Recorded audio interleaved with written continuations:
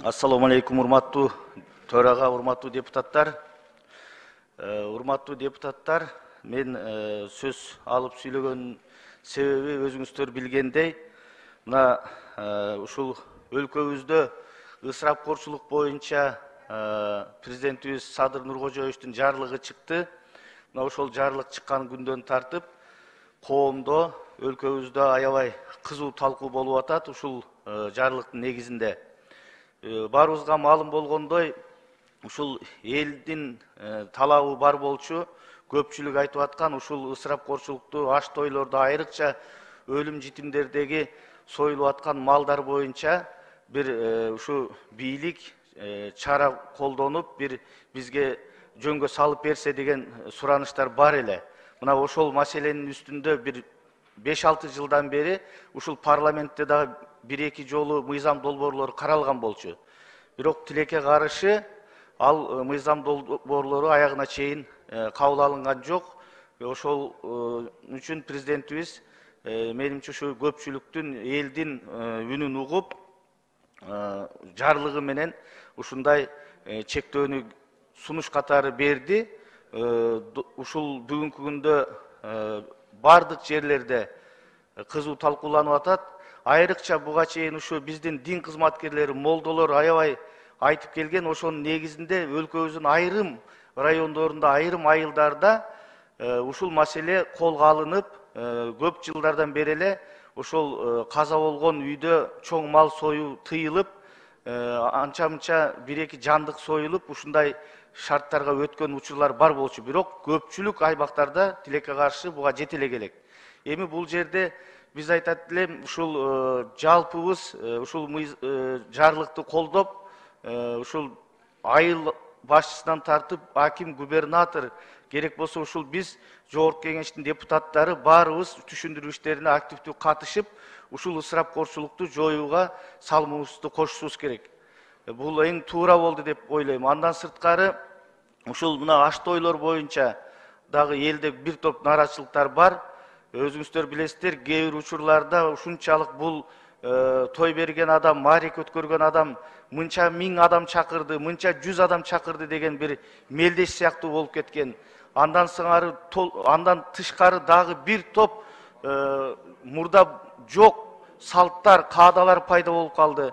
Мына кээ бир биздин жарандарыбыз айтып атат, бул жарлык биздин каада салтка туура эмес, биздин каада салтка туура келбейт деп. Мен айтат элем, ал айрымдардын пикири болушу мүмкүн, бирок биз каада салттын, ата-бабабыздан келип аткан каада салттын жакшы жактарын биз сактап калышыбыз керек. Бирок коомго, элге зыянын тийгизген жактарынан биз тез арада кутулушубуз керек. Ошон үчүн ушу тойлордогу чектөөлөрдү дагы биз мына мыйзам иретинде бекитип кабыл алып беришибиз зарыл. Бул боюнча мына бир топ шайлоочулар, элдер кайрылып атат, ушу Жогорку Кеңеш дагы ушуга үн кошуп, мыйзам иретинде ушуну тактап берсеңер деп. Бул бир. Экинчи дагы бир айтайын дегеним, мына өзүңүздөр билесиздер, буга чейин өлкө президенти Садыр Нуркожоевичтин кадрдык саясаты коомчулук тарабынан, айрым адамдар тарабынан бир топ сын пикирлерге кабыл келип аткан. Айрым кадрдык дайындоолордо туруксуздук же болбосо татыксыз адамдардын кызматка келип атышы боюнча коомдо ар кандай пикирлер бар болчу. Мына бактыга жараша өткөнкү жумада акыркы кадрдык дайындоолору президентибиздин коомчулук тарабынан жылуу пикирге арзып турат. Мына маселени айта турган болсок, мына ушул биздин парламенттин арасынан Алтынбек Сулаймановду Ысык Көл облусуна башчы кылып дайындоосу дагы бул ушу биздин парламентке болгон сый урматы деп билем. Андан сырткары мына билим берүү министри Алмаз Бейшеналиевди кайра министрлик алып келгенин коомчулук аябай туура колдонуп атат, туура кабылдап атат. Ошол эле учурда мына Бишкек шаарынын мэри боюнча дагы буга чейин ар кандай сөздөр бар болчу. Азыр мына татыктуу инсанды Эмилбек Абдыкадыровду коюп дайындап, бул боюнча да жылуу пикирлер бар. Эми мен ушул боюнча бир кыскача токтолоюн дегем. Ушунун негизинде биз акыркы убактарда ушу коомдо 60 жаштан курагы өткөн адамдарды аткаруу бийлигине алып келгенде чалдар келатат, жаштар кетип атат деген бир сөздөрдү айтканды мындай мода кылып алдык да. мен айтат элем, тескерисинче өнүккөн өлкөлөрдө дагы мына статистиканы караганда бүгүнкү күндө мамлекеттик кызматтын жетекчилери аткаруу бийлигинде жаш курагы боюнча көпчүлүгү ушу улуу муундун өкүлдөрү экен. Мисалы үчүн мына Америка Кошмо Штатында коргоо министри 68 жашта экен, айыл чарба министри 71 жашта, финансы министри 75 жашта экен мына Америкада. Ал эми мына бүт дүйнөнү экономикасы менен суктандырган Японияда премьер-министр 73 жашта, тышкы иштер министри 66 жашта, коргоо министри 62 жашта, финансы министри 81 жашта экен. Мына Кытайда алып көрөйлү. Кытайда премьер-министр 66 жаш, вице-премьерлер 71 жашта экен. Төртөөсү тең. Тышкы иштер министри 68 жаш, айыл чарба министри 67 жаш.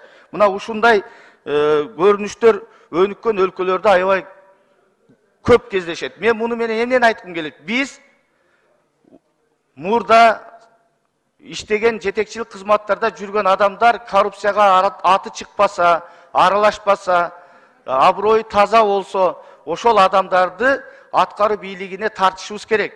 Биз Акаевчи, Бакиевчи, Атамбаевчи, керек болсо Жээнбековчи деген жарлыктардан биз кетишибиз керек.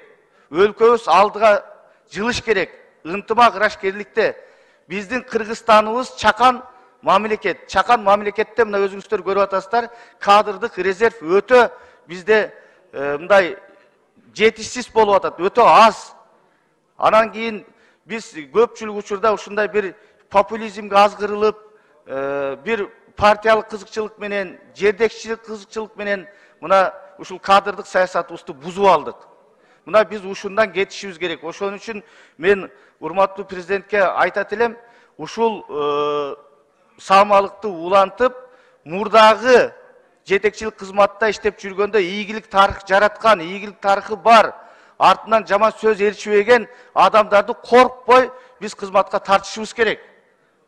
Ошон үчүн керек болсо мына биздин парламентте дагы көпчүлүк депутаттар менен сүйлөштүк, ушу аткаруу бийлигине барам, иштейм деген айрым азаматтарыбыз бар. Мына ушуларга да жол ачышыбыз керек. Эми өзүңүздөр билесиздер, бүгүнкү күндө мамлекетте жетекчилик кызматка баруу бул эрдик. Көпчүлүк азыр каалабай калган учур. Ар кандай себептерден улам. Ошон үчүн мен айтат элем, ушул саамалыкты биз колдоп кубаттасак жакшы болот деп ойлойм. Анан эми сөзүмдүн акырында мына жана да айтылып кетти, дүйнөдөгү когалаң бул орус, украин чатагы болуп атат. Мына ушул чатакта биздин мамлекет ушул согуштун тезирээк аякташына, адамдардын өмүрүнө жоготууларын батыраак токтотушуна биз өз пикирибизди, өз көз карашыбызды билдиришибиз керек.